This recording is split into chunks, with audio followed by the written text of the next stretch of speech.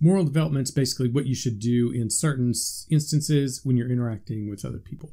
Piaget had a theory on moral development too. It's a little bit dense. The first stage that Piaget had was called Heteronomous Morality. This word right there, heteronomous. This is going to be ages 4 to 7. They think of kids at this age, they think of justice and rules as unchangeable properties, that they are removed from the control of people, that they are objective. Basically, that there are rules that come from above and that they are unchangeable. There's nothing to do about it. Those are just the rules. At this stage, what happens is what matters and not what your intention was. So I'll repeat that. What happens is what matters, not whatever your intention was. For example, if you break 2 cups on accident, that's worse than breaking 1 cup on purpose. Because the idea that you broke 2 cups, that's worse. Doesn't matter what the intentions were, accident or not, the 2 is it's worse than breaking the 1. So again, this idea that their perceptions, their reasoning ability is just slightly off. It's a little bit primitive. That's heteronomous. The next one is autonomous morality. This is going to be from 11 and up. Basically, you become aware that rules and laws are created by people, and that all laws and rules are subjective creations by others that are around you. There's a couple things concepts that help to foster this change, and the first one is imminent justice.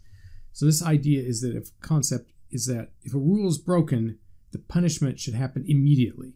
So basically, if you do something wrong, then you're going to look around to see justice to be met. And when it's not, if something bad doesn't happen to you, it can cause a shift. Maybe these rules weren't as important as I thought they were. Maybe they're not as objective as I thought they were. I did something wrong and I should have been punished immediately. And since I wasn't, maybe all this right and wrong stuff is not as black and white. It's not right and wrong. It's a creation. It's not necessarily a real steadfast, hardcore rules. Something else, so that's imminent justice. Something else that can influence this is going to be peer relations. They're going to be important here. For example, you can negotiate rules with your peers. You can't negotiate with your parents. Your parents say this is what you're going to do and you have to do it. But with your peers, if you're playing a game, you can kind of talk through the rules. And so when you're talking through the rules like that, when you're negotiating like that, again, you realize that not everything is black and white and there is some subjectivity to reality. In this negotiation, you realize rules are subjective and malleable and that they can depend on circumstance. Like a rule may apply here, but not over here in this situation.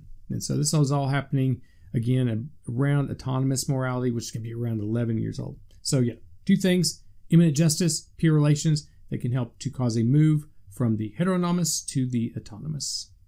All right, that's it for the Piaget moral reasoning. On the next slide, we'll start talking about parenting.